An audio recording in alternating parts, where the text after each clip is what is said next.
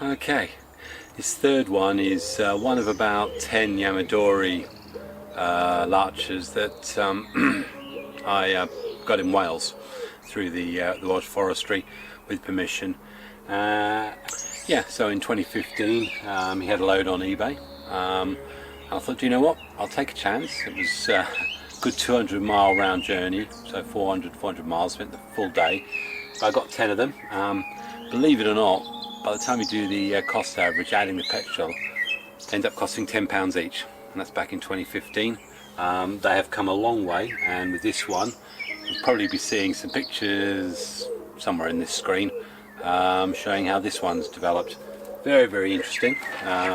It's nowhere near the finished product. Kept this little one on here, it's developed nicely, but this is an example of where you get these a lot more longer flushes. I'm now really working at trying to get the secondary branch structure developed on this.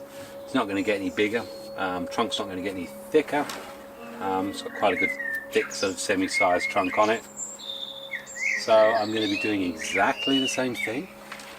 Looking to set up potential the future secondary structure branches. So I'll be cutting those back, the lower ones I'll keep a bit longer. So yeah, so if you want to watch me do that, I'll probably do a little bit of time lapse, but it's exactly the same.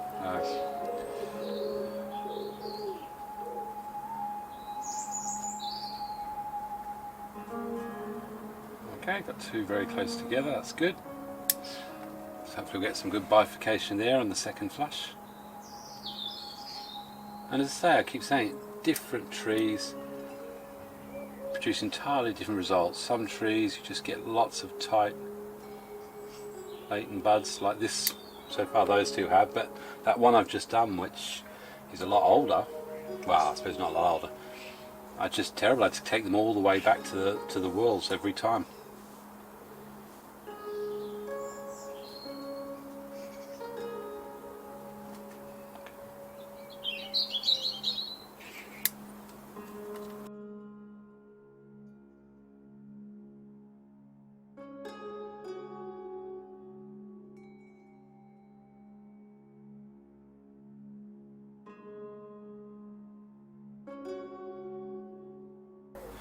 Now, this one here, it is pretty well opposite this one at the back, but I may be losing that one. So if I lose that one, I want to have something to replace it. It's nice having that pad back there, but ideally if this could grow out as a nice strong branch out here. So I'm going to let this one go and see what comes of it.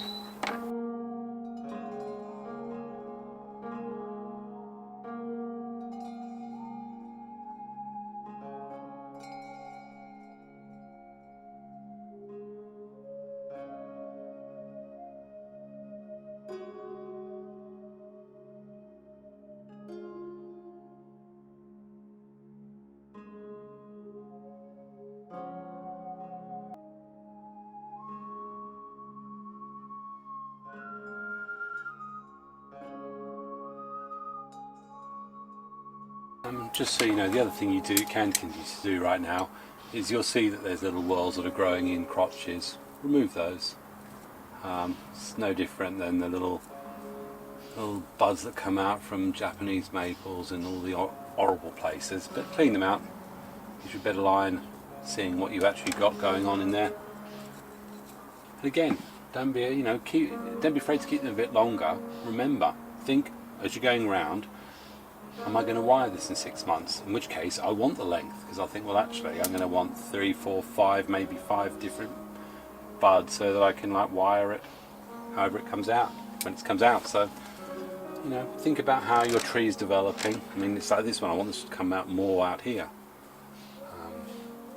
The good thing is, I keep saying, larch is so forgiving and grows so quickly that you can really produce a good tree very quickly.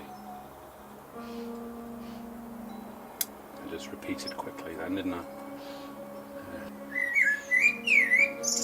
And the biggest frustration is when you get near the apex, you want those latent buds to be really close together, and they're miles apart sometimes, so you end up continuing to cut back.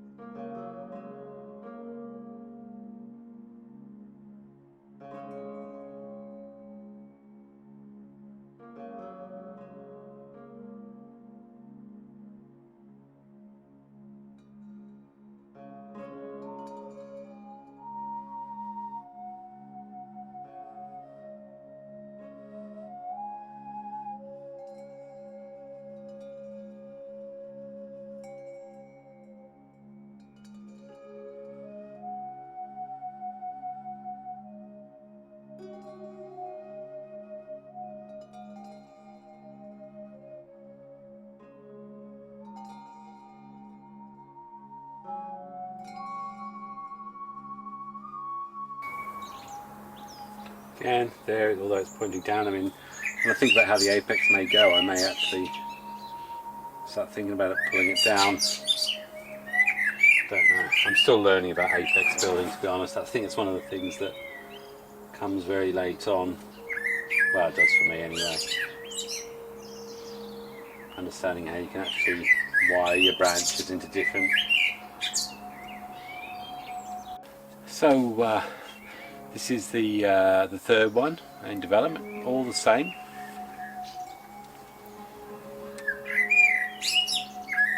I do like this. Do like this a lot. And you think 2015, £10. That's a day's worth of journey. I've done quite a lot of work though over the years, but yeah, very, very nice. Bit of wheeling. Okay, yeah, poke my head in. I do tend to keep some of them still in good old big, I don't know whether they're 5 litre, 20 litre, 15 litre, I don't know, plastic plant pots. And this one, I don't know if you see some rock on there, and I've put a rock there, so this one I'm trying to do on rock. Healthy, got lots of roots coming out, that's what I mean, you get nice white roots. And because I put those actually into nursery beds as well, they still continue to burrow into the soil, which helps develop them. So again, with this one in mind, because I'm trying to get it on roots, I actually want there to be lots and lots of growth. There's 1, 2, 3, there's 4 branches coming from the same point, to be honest. But we'll see what happens. I might trim a little bit on the lowers and let those go, but really I want this to get as much energy in as possible, because I want those roots to be as big as possible. Morning, it's Xavier at the top of the garden. In fact, I'm in the patio section beside the house. I've looked back over the material I did for the larch pruning yesterday, and although on my website I've done a really clear explanation of the actual how the latent buds actually look, I just thought I'd show it on the video camera and give you a really clear idea, because larch, if you get it right, you can really push the growth on quickly in 1 year. But we'll take my cloud perfect example. Lower down, although I've got what I call my primary structure, i.e. the main branches coming out, I'm now still working on the secondary branches. But what I want is, because it's apically dominated, it loves to grow here, it wants to be a big tree. My primary thing during development is to keep this shorter, and then let these run. And the way I do that is that if I was pruning, I will leave these, and when you do a close-up on them, you'll get to see where all the different potential bud points are going to be, the latent buds. But as I go further up, I want the energy down here. So then I'll be selecting appropriate bud points from each shoot, and we'll cut back to those, and we'll see those in a minute. And these will be brought back in a lot closer, just to control where the energy is being directed. And again, at the top, I'm not even interested at the top right now. I'll cut those right back to the whorls. So what we'll do is we'll have a look at one of these long shoots, so you can see exactly what I mean in the 3 different scenarios, which is primary development, secondary development, and then ramification, tertiary. Okay, so hopefully it'll be clear. This is the shoot that I took off from the base, and just so you can understand, there's last year's tissue with buds that came up this year. So you had 1, 2, 3. These 2 didn't fire off at all, they didn't activate, but that doesn't mean they won't. So when you look at a branch and you may have 3, 4, 5 in this sort of state where they haven't activated and just one shoot has run, which is what happened here. This one shoot ran right out and would keep running. If I actually want to try and encourage these 2 or maybe further back that haven't, I can actually cut here, cut back here, and that should hopefully push that one to activate. Now that doesn't always happen, but if you've got a whole row of them, and I've got a number of trees in development, which lots and lots of these buds, none of them have activated, and I've actually cut right back, and generally you'll get one that will shoot off. So that's one of the ways you can do it on the harder tissue. But an example here, when I describe what we're seeing, I call this base here is what I refer to as the whorl, W-H-O-R-L, whorl. And we'll show you in a minute, but at the base of that are two latent buds. And then as we progress along the length, you will see there's little brown buds. If I want to get a lot of extra strength and girth into a branch, then I just let this run and run and run, and I'll let it run 2-3 feet if possible. Lots of these shoots will activate through the year, and this will get bigger and bigger and bigger. Ideal if you're in the primary development stage. But once you start wanting to develop a little bit of ramification, get your secondary ramification, then you start looking at where these little buds are. So if we go to one I prepared earlier, this is a naked shoot, same this year's growth, cut there at the wall. So beyond that cut there, if I've cut that there because I don't like where any of these buds are, that means the two latent buds here, I'm aiming for them to go off. And look at it, there's one very close in, so that's what, less than a centimetre. Then you go out, the next one is another centimetre, there's more there and there. So there's quite a few buds on this. And if I was looking at starting to develop my branch development, I'd be thinking, right, do I want a branch close in if it's low down? Probably not. So I'll move back out. What are my next ones? I've got two quite close to here, close together, and they're also adjacent to each other and staggered a little bit. And if you imagine that one shoots out and that one shoots out, you've got that sort of distance from where it's come off. Then there's quite a big gap to the next one. So my view is I would get my shears and say, right, for my first cut, end of May, I would do that. So I'd have that tip there, and I'd be looking for shoots coming out here and here. And then in my next prune in August, I would hopefully have the same situation with these two, and I could technically get up to 6 branches, 6 ramified or 8 ramified branches if I was really successful by the end of the year. But what happens if what we're actually greeted with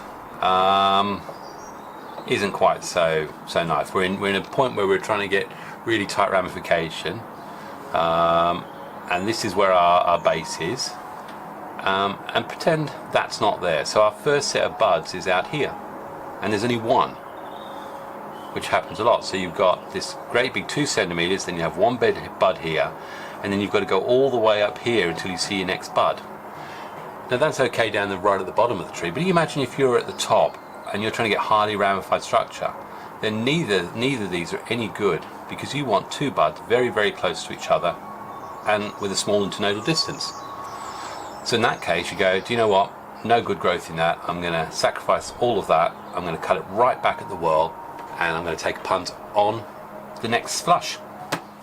So from Xavier down the bottom of the garden and having a larch-tastic time, I'll say farewell. Cheers.